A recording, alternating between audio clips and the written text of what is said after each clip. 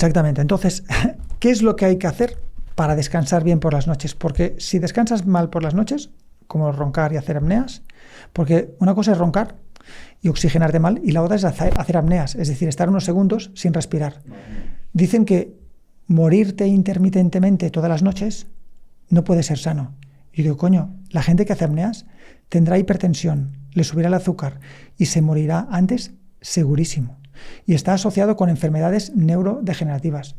Ponerte el CPAP para generar una presión positiva y que respires oxígeno con estas máquinas para dormir no resuelve la complejidad de esto, de las apneas, porque el estómago está implicado y todo lo que implica descansar bien por las noches también. Entonces esto es un parche que está bien que lo utilices hasta que no arregles todo el problema. Hay gente que, como las embarazadas o las personas que tienen sobrepeso o obesidad, que la presión abdominal hace que tenga reflujo.